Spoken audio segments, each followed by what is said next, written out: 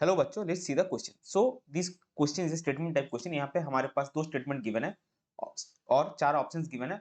Option 1 2 3 4 में हमारे पास है, ऑप्शन 1 में है both statement 1 and 2 are correct, option 2 में है both statement 1 and 2 are incorrect, option 3 में statement 1 is correct and statement 2 is incorrect, option 4 में statement 1 is incorrect and statement 2 is correct.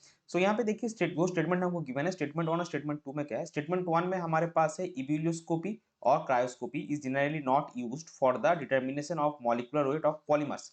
और स्टेटमेंट 2 में हमारे पास है high molecular weight solute leads to very low value of delta TB and और delta TF. So यहाँ पे जो की कॉन्सेप्ट होगा इस क्वेश्चन का वो होगा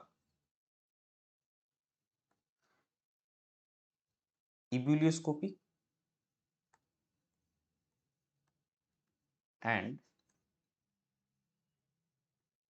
क्रायोस्कोपी। इसी को हम की कॉन्सेप्ट मान के चलेंगे और जो डेल्टा टीबी और डेल्टा टीएफ का फॉर्मूला है उसी उसके साथ मॉलिक्यूलर वेट का क्या रिलेशन है वो हम देखेंगे, तभी हमको इस क्वेश्चन का आंसर मिल जाएगा। So delta TB and delta TF are related to molecular weight of, यहाँ पे पॉलीमर ही बोला गया तो हम पॉलीमर लिख रहे हैं which is M2 as कैसे मिलता है रिलेशन आप देखिए, delta TB is equal to KB into W2 into 1000 by W1 into M2 और डेल्टा टीएफ जो है वो KF into W2 into 1000 by W1 into M2। So M2 is the mass of polymer जो कि बहुत high होता है, polymer का मास हमको पता है। तो सिंस M2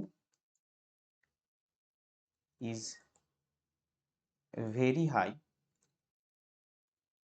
डेल्टा टीबी और delta TF will have very low value, जो कि स्टेटमेंट 2 में गिवन, तो स्टेटमेंट 2 हमारा करेक्ट है। अभी देखिए अगर हम डेल्टा टीबी या डेल्टा टीएफ के मदद से पॉलीमर का मॉलिक्यूलर जो वेट यहाँ पे गिवन है वो डिटरमिन करना जाए तो M2 निकालना है। M2 हमको कैसे मिलेगा? अगर हम डेल्टा टीबी के रिस्पेक्ट में ही पकड़े तो सेम ही रहेगा कि केबी के हिसाब से, डेल्टा टीबी के हिसाब से कर रहे हैं तो केबी आएगा, डेल्टा टीएफ के हिसाब से कर रहे हैं तो केएफ आएगा।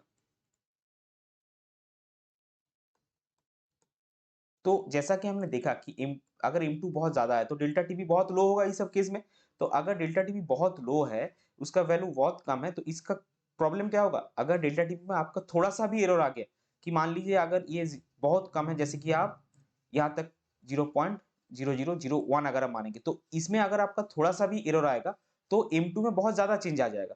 तो ये मेन रीजन है कि हम इम्यूलोस्कोपी और क्रायोस्कोपी यानी कि डेल्टा टीबी और डेल्टा टीएफ के मदद से और depression of freezing point, elevation of boiling point के मदद से हम क्या कर सकते हैं? पॉलीमर का मॉलिक्यूलर वेट नहीं निकाल सकते, जो कि स्टेटमेंट 1 है।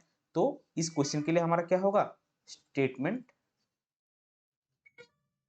1 एंड 2 बोथ आर करेक्ट, यानी कि इस पर्टिकुलर क्वेश्चन के लिए आपका करेक्ट फाइनल आंसर हो जाएगा option 1, that is both statement 1 and statement 2 are correct. I hope you understood it well. Best of luck, thank you.